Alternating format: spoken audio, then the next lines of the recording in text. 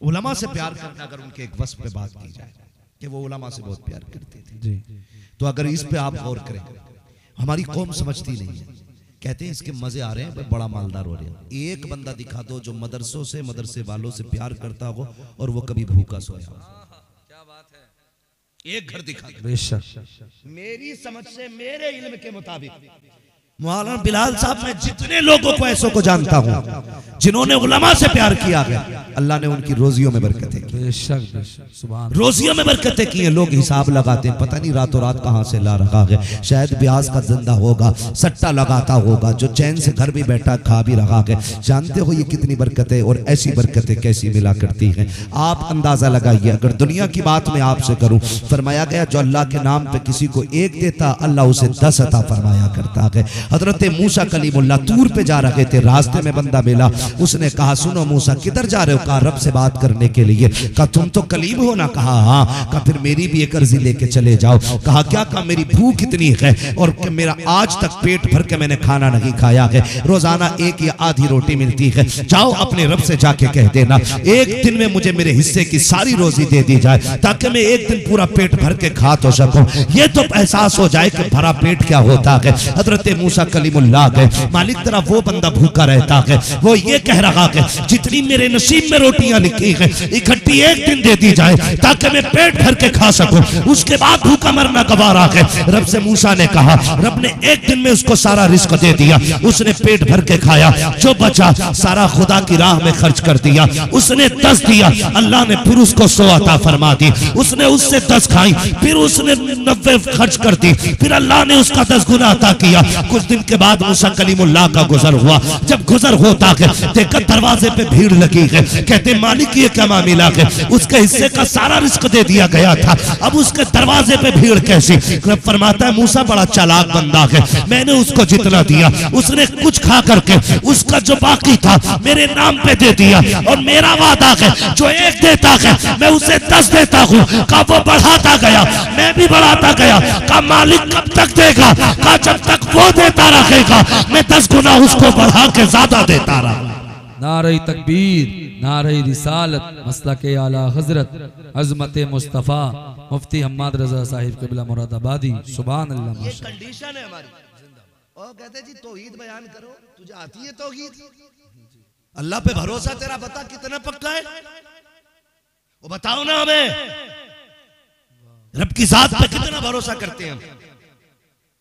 फसल अगर अच्छी हो जाती है ना लहलहा के, जब निकल के आता कहता अल्लाह का शुक्र है, जमी और बड़ी हुई, करम है अल्लाह का भाई है।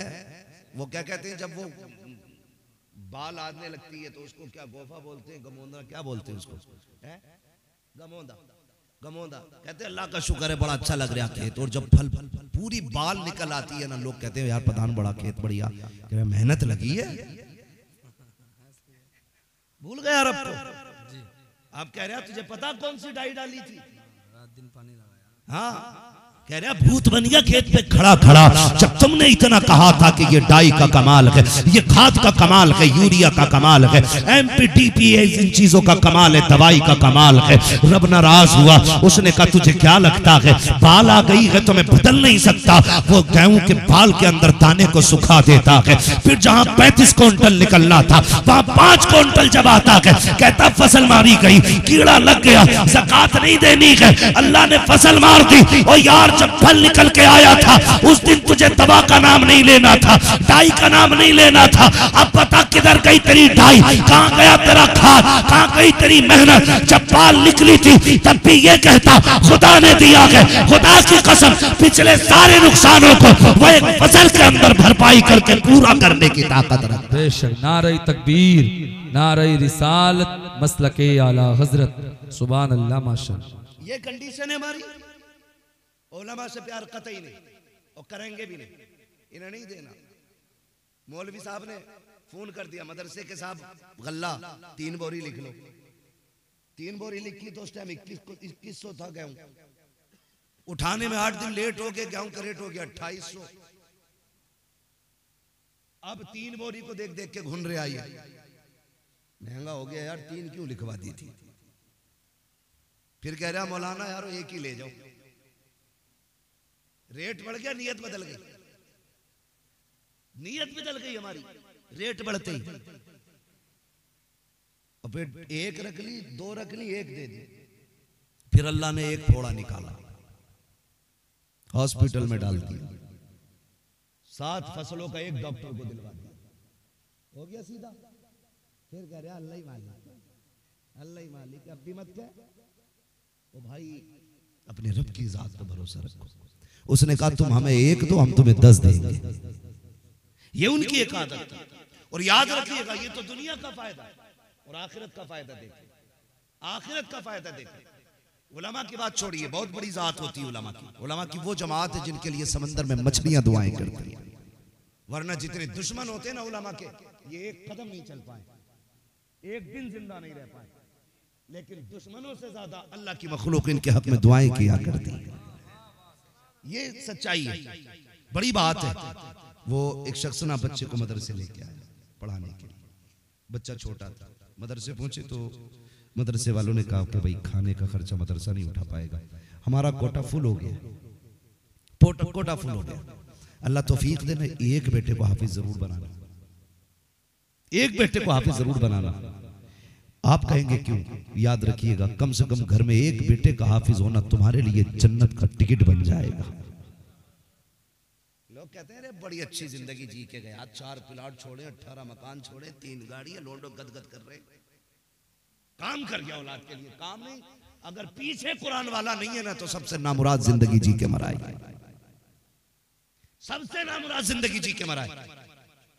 इससे बुरी जिंदगी किसी की नहीं है। इसने दुनिया का इंतजाम तो किया, कब्र का कुछ ना कर सका। इससे बुरी जिंदगी किसकी होगी? किसकी होगी जिंदगी जिसने कब्र का कोई इंतजाम ना किया हो। ओ भाई वो बच्चे को लेके आए, बड़ा आशिक था कुरान का बंदा। उसने कहा जी हुजूर रख लेना, कहा नहीं खाना नहीं मिलेगा। तो कहने लगे सुने, जब आपके मदरसे के बच्चे खा लिया करें तो कुछ सूखे टुकड़े तो फेंकेंगे ना, कुछ सब्जी या चावल तो गिरेंगे। कहा कि जो बचा कुछ गिरा हुआ हो ना वही मेरे बच्चे को खिला दिया करना, लेकिन मेरे बच्चे को कुरान जरूर पढ़ाया जाए। बाप ये कह के छोड़ आया।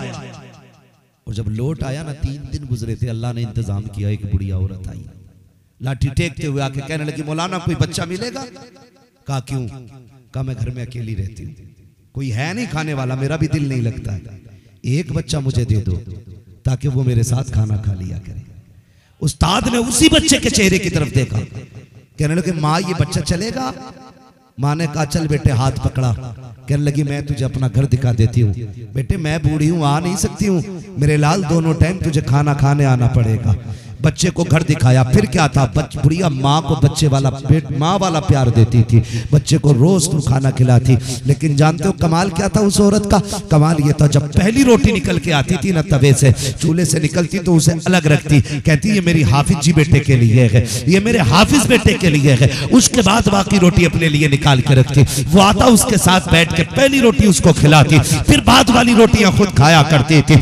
एक वक्त गुजरता चला गया, ये बच्चा पढ़ता रहा। फिर वो दौर भी आया कि इस बच्चे का कुरान मुकम्मल हुआ। जब सूरे नास की आखिरी आयत तिलावत कर रहा था, आखिरी आयत तिलावत की मुकम्मल हुई, उसके बाद उठ के जाने लगा। उस्ताद ने कहा ठहर बेटे, किधर जा रहा है? देख तेरा बाप यहाँ बैठा है, भाई यहाँ, रिश्तेदार यहाँ है, तू किधर जा रहा है? उसने कहा आज मैं उसे खुशखबरी देने जा रहा हूँ जिसने साल भर मुझे अपने हाथ की पकी रोटी खिलाई थी, जिसने पेट माँ वाला प्यार दिया था, जिसके चूल्हे की पहली रोटी मेरे लिए थी। आज उसे खुशखबरी देने जा रहा हूँ। तारीख गवाह है, बच्चे ने उठा और दौड़ लगाई, उस बूढ़ी के मकान की तरफ गया जहाँ रोज रोटी खाने जाता था।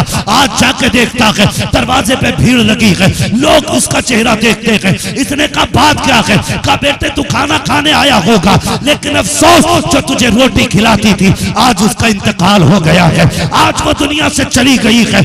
इतना सुनना चीख निकल जाती है। वापस लौटा, किसी ने कलाई पकड़ी, किसी ने कहा मेरे घर खा ले। उसने कहा यार मैं रोटी खाने नहीं आया था, आज उसकी रोटियों का सिला देने आया था। कहा कहना क्या चाहते हो? कहा आज मैं सबसे पहले अपने कुरान की तकमील की खुशखबरी उसे देने के लिए आया था जिसने अपनी रोटियां खिला के मुझे पढ़ाया था।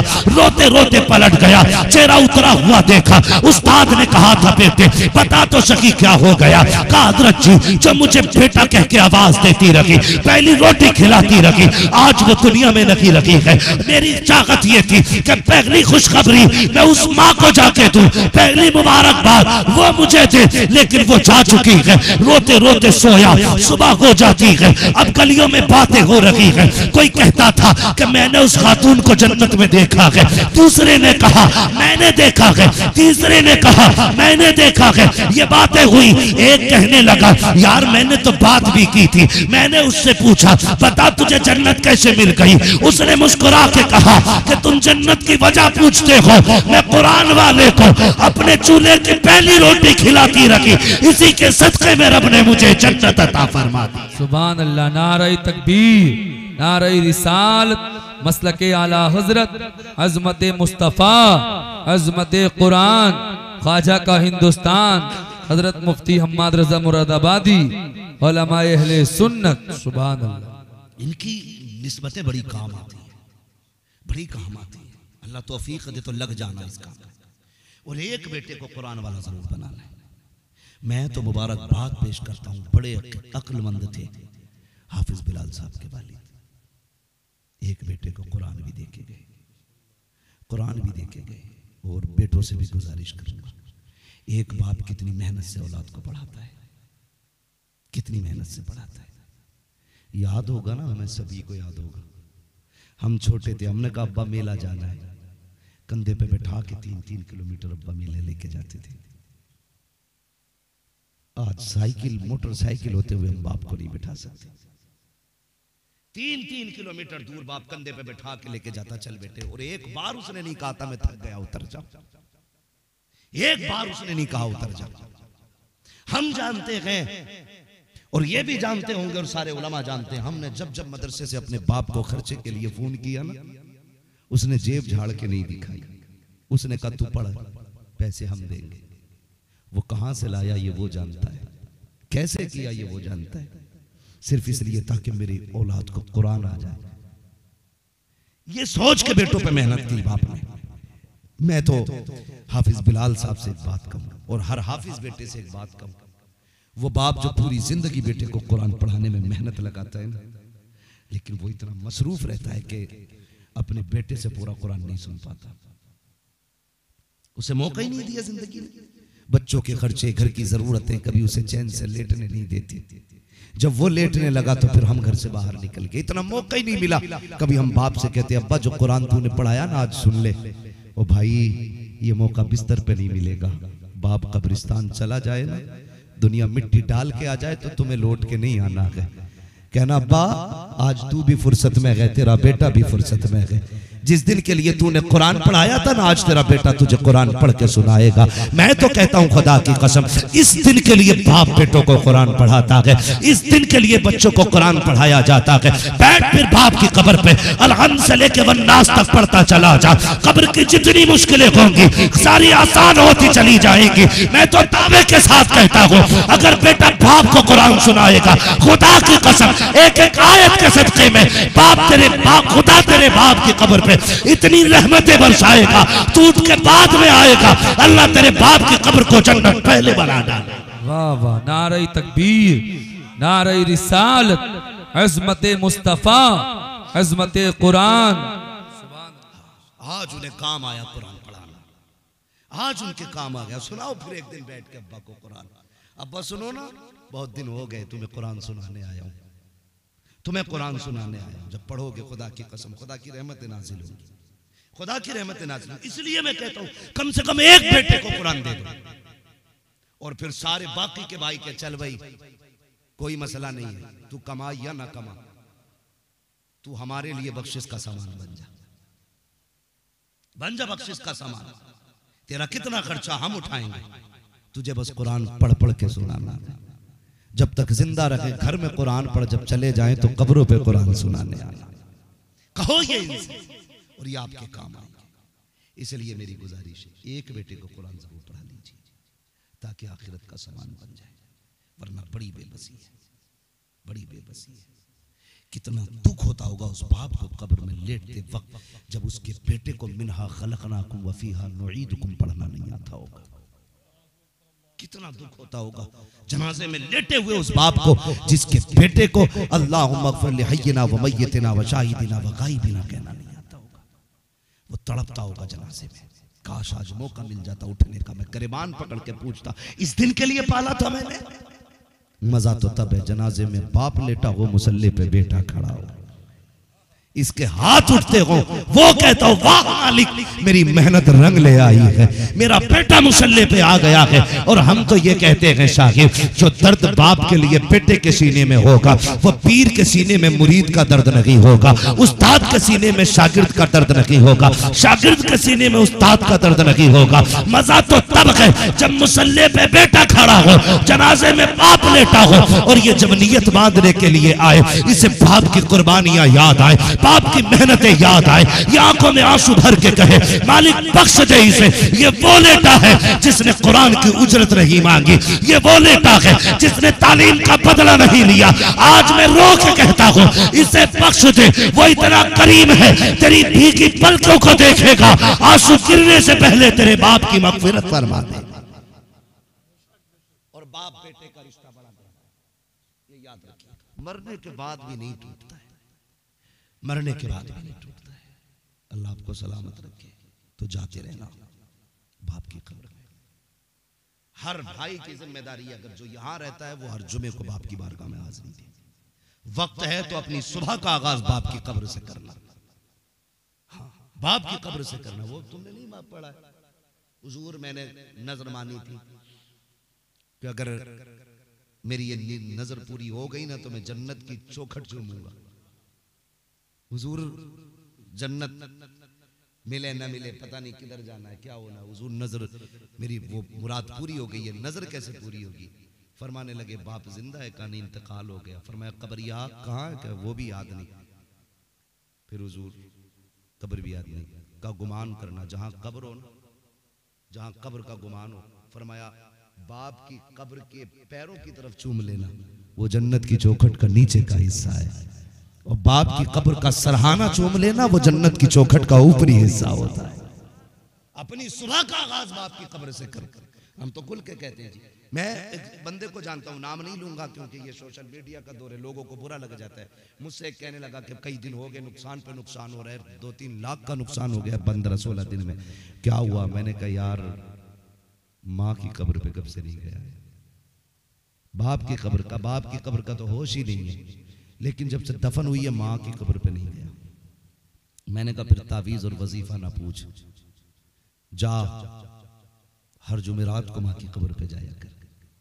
मुझसे कहने की बजाय ना उनसे जाके कहना अम्मा दुआ कर नुकसान हो रहा है। और उन्हें राजी करने का तरीका यह है हर 8वें दिन कुरान खानी करा। वो 2 मरतबा माँ की कब्र पे गया। तीसरे हफ्ते में मुलाकात हुई, कहने लगे यार बड़ा अच्छा मशवरा दिया, खुदा का शुक्र है जब से जाना शुरू किया अल्लाह ने बरकतें अता फरमा दी। बरकतें अता फरमा दी। ये माँ बाप होते। और तुम्हें एक बात और बता जाओ, अगर याद रखना चाहे तो चलूं थोड़ा सा आगे, हालांकि वक्त हो चुका है, कल फाता भी होनी है और काम का वक्त भी है, मैं सबकी जरूरतें भी समझता हूँ। हाँ, तो कब्रिस्तान में जो लोग चले जाते हैं वो अपने लोगों का नारे तकबीर, नारे रिसालत, अल्लामा अलहाज कारी यूसुफ जमाल साहिब क़िबला। माशाल्लाह कारी साहब तशरीफ ला चुके हैं। बस मैं बात खत्म करने लगा हूँ, चलूँ आगे थोड़ा सा। समझ रहे हैं ना बच्चे मेरी बात? मेरे लाल बहुत गौर से सुन रहे। पूरी जिंदगी काम आएगी, पूरी जिंदगी काम आएगी। जिनका वक्त गुजर गया उनका तो गुजर गया, अभी हमारा है। हम कोशिश करेंगे इन बातों पे इंशाअल्लाह अमल करने की। तो जो कब्रों में चले जाते हैं ना तो फिर वो इंतजार करते हैं, वो इंतजार करते हैं। जैसे हमारे बाप की कब्र है और हम नहीं गए और पड़ोस की कब्र वाला कोई गया है तो कहते हैं मुबारक हो यार तेरा बेटा आया है। और जब पलट के आता है तो उससे कहते हैं जा हमारे घर जाना ना, मेरे बेटे को भेज देना, उसकी बड़ी याद आ रही है। मेरे पोते को भेज देना, बड़ा प्यारा लगता था मुझे। मेरे नवासे को भेज देना, उसकी बड़ी याद आती है। लेकिन चूंकि एक फासला हो चुका है हमारी दुनिया और उस दुनिया के अंदर, वो कहता है हम सुन नहीं पाते हैं। कभी पोते को बुलाया जाता है, कभी नवासे को बुलाया जाता है, जिनसे वो दुनिया में प्यार करता था। एक एक बंदे का इंतजार करता है। और खुदा तुम्हें तौफीक दे, दुनिया के रंग रोगन से निकलना। एक दिन कब्रिस्तान जाया करो, अपनों की कब्र पर ठहरा करो, उनसे बातें किया करो। तुम्हारे बैठने से उन्हें राहत होती है। और फिर जो तुम्हें मांगना हो उनसे कहना अब्बा ये चाहिए, दुआ कर देना। जब तुम पलट के चलते हो, बाप हो या माँ हो, फिर वो हाथ उठा के कहता है ये मेरे मालिक, ये मेरा बेटा है। जब ये दुनिया में मैं था, मेरे पास आता था, ये बाहर जाता था, मैं 20 रुपए इसको देता था, मैं 50 इसको देता था। जब कभी मेरे पास आया, मैंने तकिए के नीचे से केला निकाला, सेब निकाला, मैंने कहा बेटे चुपके से खा ले, कोई देख ना ले। कभी मेरे बिस्तर से खाली नहीं गया, आज ये मेरी कब्र से खाली जा रहा है। मालिक मुझे गैरत आ रही है। रब फरमाता फरिश्तों इससे पूछो ये चाहता क्या है, तो वो पूछता है बंदे से बता तेरी क्या मर्जी है, तो वो ये कहता है बाप अगर मेरे पास पावर होती तो मैं खाली नहीं जाने देता। ए मेरे मालिक मैं तो नहीं दे सकता, मगर तू तो दे सकता है, तू तो दे सकता है। मालिक अपने करम से दे। अल्लाह कहता फरिश्तों जब ये बाप के पास आता था वो अपनी ताकत से देता था, आज हम अपनी शायान शान इसे देंगे, हम अपनी शायान शान देंगे। फरिश्ते कहते मालिक क्या देना चाहता है। रब फरमाता इसका नाम अमाल निकाला जाए, नाम अमाल निकाला जाता है। रब पूछता बताओ इसका नाम कौन सी जमात में है। फरिश्ते कहते हैं ये जहन्नमी है। फरमाया जाता इसे जन्नती लिख दिया जाए। फिर पूछा जाता है बताओ इसकी नेकियां कितनी है, गुनाह कितने हैं। मालिक गुनाह ज्यादा है, हुक्म होता है इसके सारे गुनाहों को नेकियों में बदल दिया जाए। फिर पूछा जाता है बताओ तो सही ये जन्नती है कि जहन्नमी। का दफ्तर तो ये कह रहा है कि ये जहन्नमी है। हुक्म होता है इसे जन्नती लिख दिया जाए। पूछा जाता है ये हमारे दोस्तों में है कि दुश्मनों में। फिर आवाज आती है ए मेरे मालिक ये तेरे दुश्मनों में है। हुक्म होता है हमारे दोस्तों में नाम डाल दो। फरिश्ते कहते मालिक आज ही आया है, इतने इनामात दिए जा रहे हैं, कितना देगा। आवाज आती है चुप हो जाओ फरिश्तों, अगर मैं भी उतना दूं जितना बाप देता था तो फिर मुझ में और बाप में क्या फर्क रखेगा। मैं जमाने को बताना चाहता हूँ कि जो अपनी ताकत के मुताबिक बेटे को दे देता है वो बाप होता है, जो शायान शान देता है वो खुदाए पाक होता है। नारे तकबीर, नारे रिसालत, मसलके आला हजरत, अज़मते मुस्तफ़ा, सुभान अल्लाह माशाअल्लाह। ओ भाई अपनों की कब्रों पे जाया करें, अपनों की कब्रों पे जाया करें। आखिरी बात जो बहुत जरूरी बात है ये मैं पूरी कर लूं। अक्सर बाप के इंतकाल के बाद,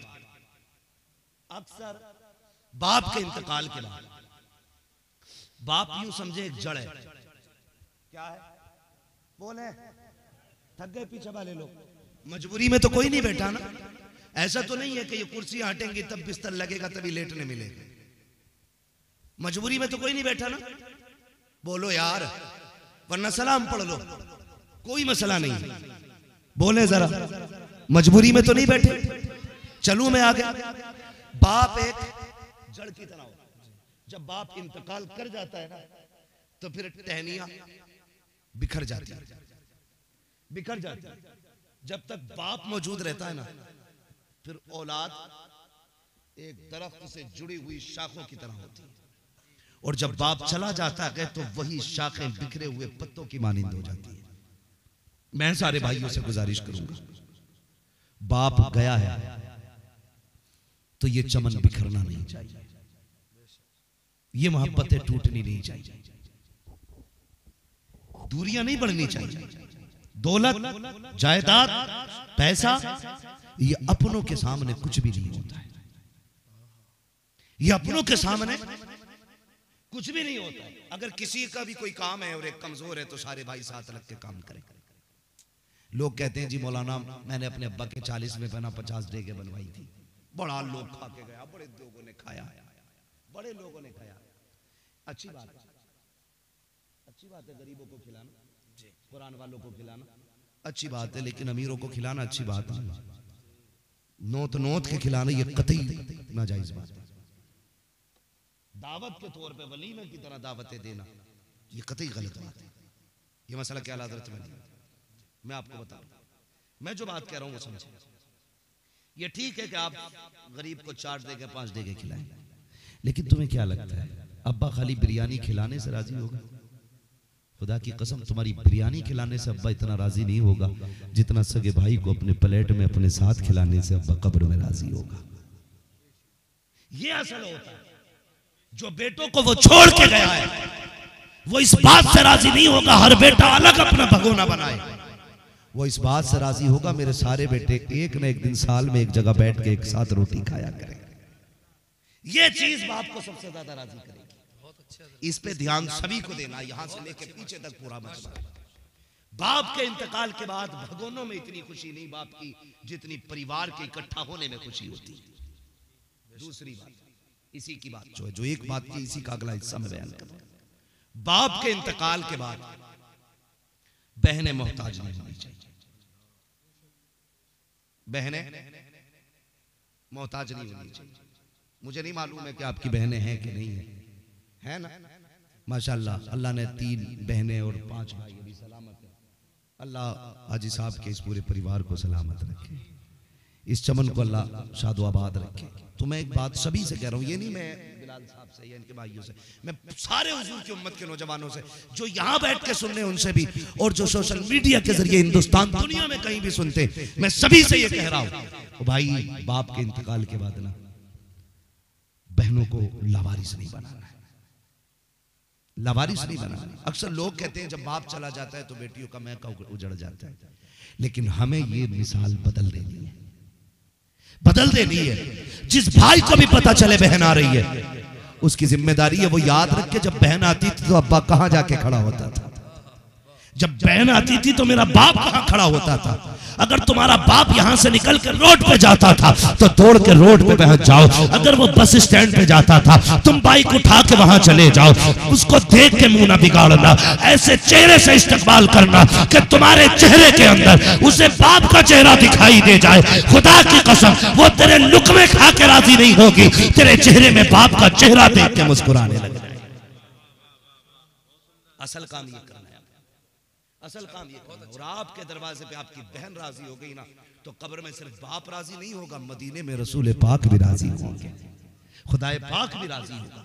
तो ये जिम्मेदारी वाले काम जो सबसे ज्यादा हमारी कौम के अंदर तबाही फैला रखेगा। अल्लाह तौफीक दे, परिवार को बिगड़ने नहीं देना है, बिखरने नहीं देना है, मोहब्बतें बांटनी है, एक दूसरे से प्यार करें, एक दूसरे से मोहब्बत करें। माँ बाप बड़ी दौलत है, इसकी कद्र करें। अगर माँ बाप पे बात करता तो और भी कई घंटे चाहिए थे। बस एक यूं समझ लें, मेरे हुजूर अपने चचा के साथ चल रहे थे ना, तो हुजूर के चचा हुजूर के अदब में पीछे थे। हुजूर ने कलाई पकड़ के कहा, चचा मेरे पीछे ना चला करो, तुम मेरे पीछे चलते हो तो लगता है कि मैं अपने बाप के आगे चल रहा हूँ। चचा ने कहा, या रसूल अल्लाह ऐसे क्यों? कहने लगे, लोग कहते हैं तुम्हारा चेहरा मेरे बाप के चेहरे से मिलता है। हुजूर ने चचा की इतनी इज्जत की है, चचा की हुजूर ने इतनी इज्जत की। जिसने चचा को इतना एहतराम दिया हो, अगर बाप उसका तौर पाता तो वो बाप को कितनी इज्जत देता। अब हम सब की जिम्मेदारी बनती है अपने माँ बाप की इज्जत करें, कद्र करें। फरमाया गया वक़ज़ा रब्बुका अल्ला तअबुदू इल्ला इय्याह व बिल वालिदैनि इहसाना। तुम्हारे रब ने फैसला फरमा दिया कि तुम्हें इबादत सिर्फ अल्लाह की करनी है, और इबादत के बाद जो सबसे पहला काम करना है वो अपने माँ बाप के साथ हुस्न सलूक करना है, अपने माँ बाप के साथ हुस्न सलूक करना। गोया मशीयत का इरादा ये, पूरी रात खड़े होकर इबादत करो, लेकिन सुबह को तुमने बाप को घूर के देख लिया, मैं तेरे सजदे तेरे मुंह पे मार दूंगा। वो तो ये कहता है तू ईशा पढ़ के सो जा, फजर पढ़ने के लिए मुस्कुरा के उठ, अपने बाप का चेहरा हंस के देख, तेरी पूरी रात को मैं इबादत में लिख डालूंगा, तेरी पूरी रात को इबादत में लिख दूंगा, पूरी रात को इबादत में लिख दूंगा। याद रखिएगा ये इबादत तब तक है जब तक बाप का चेहरा मौजूद है, जब तक बाप का चेहरा मौजूद है। ये चला गया तो इस इबादत से महरूम हो जाओगे। पूछा गया ये कैसे पता चलेगा, अल्लाह राजी है कि नाराज? महबूब फरमाते हैं उठ के बाप का चेहरा देखो, अगर तुमसे तुम्हारा बाप राजी है तो समझ लो तुमसे तुम्हारा खुदा भी राजी है। फरमाया अगर बाप नाराज है तो समझ जाओ खुदा भी नाराज है। खुदा की नाराजगी का पता बाप की नाराजगी से चलता है, खुदा की रजा का पता बाप की रजा से चलता है। अब मेरी गुजारिश हर शख्स से है, उम्मीद करता हूँ हर शख्स अपने बाप की इज्जत करेगा, हर कोई अपने बाप की कदर करेगा, उन्हें कभी ताना न देना, उन्हें कभी जलील न करना, उन्हें कभी डांटना मत, उनके साथ खड़े रहना। मैं तो कहता हूँ माँ बाप के साथ फ्रेंडली रहा करो, फ्रेंडली रहा करो। कभी कंधे पे हाथ भी रख के कहा करो अब्बा बताओ कैसी कट रही है, कभी 5 मिनट दे के पूछा करो जवानी के दिन बताओ, बताओ तुम्हारे कौन यार थे, कभी पूछा करो उनसे। ये भी खुदा की कसम तुम्हारे जो कैप्सूल और बोतलें होती है ना, उनसे उनको इतनी एनर्जी नहीं मिलती जितने तेरे प्यार के लहजे से उनको ताकत मिला करती। तो आप अपने बाप के साथ इस तरह रहे, फ्रेंडली रहे। हर कोई फ्रेंडली ना रहे, ये नन्हे मुन्ने फ्रेंडली ना रहे। कभी एक कंधे पे हाथ रख, तुम्हें अदब कर, और मैं बच्चे बैठे हैं, मैं इनसे ये बात भी कह जाऊं, मेरे लाल अगर मोबाइल चलाते हो ना तो इसको न चलाना, उससे ज्यादा कोशिश करें कि आप किताबें पढ़ें। अगर आप मोबाइल चलाएंगे तो 20 साल बाद तुम्हें भीख मांगनी पड़ेगी, और किताबें पढ़ोगे तो 20 साल के बाद हुकूमत करोगे तुम। कलम तुम्हारे हाथ में आएगा ना तो पावर तुम्हारी होगी। फिर कंप्यूटर, लैपटॉप, बड़ी बड़ी चीजें, सारी टेक्नोलॉजी तुम्हारे कदमों में पड़ी होगी। इसलिए मेरे बच्चों, गेम नहीं खेलना है, किताबें पढ़नी है। अभी वक्त पढ़ने का है, सिर्फ पढ़ने पे ध्यान देना। आपको पढ़ेंगे इंशाल्लाह, बातें करें सारे बच्चे, वादा करें पढ़ेंगे इंशाल्लाह, मेहनत से सारे बच्चे मेहनत से पढ़िएगा, आप कामयाब बनिए, फिर सारी खुशियां तुम्हारी कदमों में होंगी। आज आप मोबाइल खेलोगे, गेम खेलोगे, आंखें खराब होंगी, कान खराब होंगे, जिंदगी खराब होगी, आखिर में भिखारी बनोगे, कोई तुम्हें लड़की नहीं देगा, फिर तुम चोरी करोगे, डकैत बनोगे, तबाह कर दिए जाओगे, जेल में पढ़ोगे। आज किताबें पढ़नी शुरू कर दो, कल हुकूमत करोगे, गाड़ियां तुम्हारे आगे पीछे होंगी, लोग तुम्हारे इशारे के मोहताज होंगे, इज्जतें तुम्हारे दाएं बाएं रहेंगी। इसलिए सारे बच्चे पढ़े, मोबाइल फेंक दे। ये अंग्रेजों की चली हुई चालें हैं जो हमारी नस्लों को बर्बाद करना चाहती है। हम अंग्रेजों के इरादों को पूरा नहीं होने देंगे, हम वो इरादे पूरे करेंगे जो मदीने वाले ने हमें दिए थे। पहला ऐलान किया था, इक़रा बिस्मि रब्बिकल लज़ी खलक़। हम पढ़ के दिखाएंगे और जमाने को बताएंगे हम हुजूर के उम्मती हैं, हम निकम्मे नहीं हैं, बल्कि हम कामयाब कौम बन के दुनिया में आए। पढ़ेंगे बच्चे इंशाल्लाह, अब आपको परेशान तो नहीं करेंगे, पढ़ेंगे इंशाल्लाह। हाफिज बिलाल साहब बैठे, मेराज साहब बैठे, ये देखिए सारे उलमा बैठे, इन्होंने अपने बाप का सर ऊंचा किया है, पढ़ के सर ऊंचा किया। आपको भी सर ऊंचा करना है, पढ़ना है सारे लोगों को। मौला करीम मेरी गुफ्तगू में जो गलतियां अमदन साहब लफ्ज़न हो गई हूँ, मौला माफ़ फरमाए, इसके सही को अपनी बारगाह में कबूल फरमाए। बस जो हुए अगलात उनको माफ़ फरमाए रब्बे कायनात। जिंदगी ने दिया साथ, फिर होगी सजदे की फरमाइश हो रही है, तो जल्दी से पूरा कर लेता हूँ। जरा कह दें सुभान अल्लाह, बोल दें जरा सुभान अल्लाह। मैंने आपसे चंदा नहीं मांगा है, वो मैंने पूरी तकरीर में आपसे ये भी नहीं कहा था ये हाथ उठाओ वो हाथ उठाओ, है ना, जो आपकी मर्जी, जैसा आपकी मर्जी आपने सुना। बस मुझसे फरमाइश हो रही है, भाई ने कहा है, बिलाल भाई भी कह रहे थे शजरा जरूर होना है, फिर मैं शजरा पढ़ना चाह रहा हूँ, पर आपसे इतनी सी गुजारिश है कि जब मैं इशारा करूँ तो आप सुभान अल्लाह कह दें। क्या कहेंगे? सुभान अल्लाह। अगर ये कैमरे वाले भी सुन रहे हैं हुजूर की बातें तो फिर ये भी तो सुभान अल्लाह बोल सकते हैं, है ना। सारे मुसलमान बैठे ना कैमरे वाले, सारे मुसलमान है। ये तो सोचते हैं भाई घर जाके तो बार बार सुननी है, यहाँ क्या। खैर बहरहाल ये है कि यहाँ की जमीन, जिस जगह महफिल होती है उस जमीन की बरकतों का ठिकाना नहीं होता, वो अलग ही एक मसला होता है, वो उसकी बरकत ही अलग होती है महफिल की। तो ठीक है, जब यहाँ बैठे तो जरा सारे कहते हैं सुभान अल्लाह। और मैं आपको ये भी बता दूं, मैं आप सुभान अल्लाह इसलिए कहलवा रहा हूँ हज़रत कार साहब के, जब मैं हाथ का इशारा करूँ सुभान अल्लाह कहो तो इसका मतलब समझ लेना मौलवी सांस लेना चाह रहे हैं। आप सुभान अल्लाह कहोगे मुझे सांस लेने का मौका मिल जाएगा, आपको नेकी मिल जाएगी, मुझे सांस मिल जाएगी। फिर बोलेंगे सुभान अल्लाह। जरा बच्चा पार्टी बोले जोर से सुभान अल्लाह। इतनी जोर से आवाज, तुमसे ज्यादा शोर हमारे घर के बच्चे कर दे, तुमसे सुभान अल्लाह कहने को बोल रहा हूँ। वो खाने पीने में इतनी जोर से लड़ जाते हैं कि इससे ज्यादा शोर होता है। ठीक है, ठीक है, बोले जरा सारे सुभान अल्लाह। आदम के बेटे शीश, शीश के बेटे अनस, अनस के बेटे कैनान। पीछे वाले भी बोलते जरा सुभान अल्लाह। मैं पैसे बांटने आ जाऊंगा, पीछे कुछ नहीं बोले, नाराज हो रहे पैसा देखते। ले जाओ भाई, अगर मसला इसका है, और अगर बोल सकते तो जरा बोले सुभान अल्लाह। आदम के बेटे शीश, शीश के बेटे यानस, यानस के बेटे कैनान, कैनान के बेटे मेलाइल, मेलाइल के बेटे ब्यारत, ब्यारत के बेटे इदरीस, इदरीस के बेटे मुतवश्शिक, मुतवश्शिक के बेटे लबकने के नाम, लबकने के नाम के बेटे नूह, नूह के बेटे साम, साम के बेटे जुल्हाल, जुल्हाल के बेटे शाले, शाले के बेटे आबिर, आबिर के बेटे दाता, दाता के बेटे रावा, रावा के बेटे सारू, सारू के बेटे नाखुर, नाखुर के बेटे तारिक, तारिक के बेटे इब्राहिम खलीलुल्लाह, इब्राहिम खलीलुल्लाह के बेटे इस्माइल ज़बीहुल्लाह, इस्माइल ज़बीहुल्लाह के बेटे केदार, केदार के बेटे अबाम, अबाम के बेटे अमल, अमल के बेटे साबित, साबित के बेटे सलमान, सलमान के बेटे रईसा, रईसा के बेटे इलियासा, इलियासा के बेटे ओद, ओद के बेटे हव्वा, हव्वा के बेटे अदनान, अदनान के बेटे मोहित, मोहित के बेटे नदार, नदार के बेटे मुदिर, मुदिर के बेटे इलियास, इलियास के बेटे मुदरिका।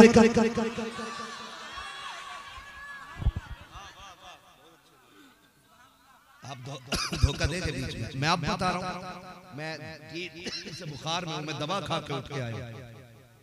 हाँ, दवा खा के उसकी वजह से मुझे दिक्कत हो रही है बोलने में, और आप इतना भी साथ देने तैयार नहीं है कि आप बीच में साथ छोड़ जा रहे हैं। बोले जरा सुना। नारे तकबीर, नारे रिसालत, मसलके आला हजरत, मसलके आला हजरत।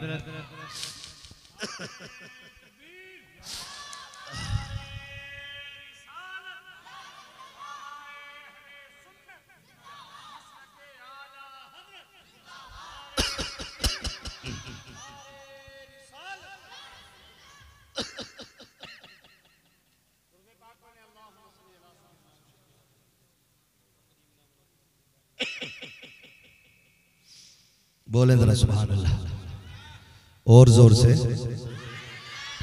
आदम के बेटे शीश के बेटे यानस, यानस के बेटे कैनान, कैनान के बेटे मेलाइल, मेलाइल के बेटे ब्यारत, ब्यारत के बेटे इदरीस, इदरीस के बेटे मुतवशिक, मुतवशिक के बेटे लबक नेक नाम, लबक नेक नाम के बेटे नूह, नूह के बेटे साम, साम के बेटे जुलाद, जुलाद के बेटे शालिक, शालिक के बेटे आबिर, आबिर के बेटे दाता, दाता के बेटे रावा, रावा के बेटे सारू, सारू के बेटे नाखुर, नाखुर के बेटे तारिक, तारिक के बेटे इब्राहिम खलीलुल्लाह, इब्राहिम खलीलुल्लाह के बेटे इस्माइल ज़बीहुल्लाह, इस्माइल ज़बीहुल्लाह के बेटे केदार, केदार के बेटे अवाम, अवाम के बेटे हमल, हमल के बेटे साबित, साबित के बेटे सलमान, सलमान के बेटे रईसा, रईसा के बेटे इलियासा, इलियासा के बेटे ओद, ओद के बेटे हव्वा, हव्वा के बेटे अदनान, अदनान के बेटे मोइद, मोइद के बेटे नदान, नदान के बेटे मुदिर, मुदिर के बेटे इलियास, इलियास के बेटे मुदरिका, मुदरिका के बेटे खदीमा, खदीमा के बेटे किनाना, किनाना के बेटे नदर, नदर के बेटे मालिक, मालिक के बेटे फार, फार के बेटे गालिब, गालिब के बेटे लुई, लुई के बेटे काब, काब के बेटे मुर्रा, मुर्रा के बेटे किलाब, किलाब के बेटे कुसै, कुसै के बेटे अब्दे मनाफ, अब्दे मनाफ के बेटे हाशिम है, हाशिम के बेटे अब्दुल मुत्तलिब है, अब्दुल मुत्तलिब के बेटे अब्दुल्लाह है, अब्दुल्लाह के बेटे मोहम्मदुर रसूलुल्लाह।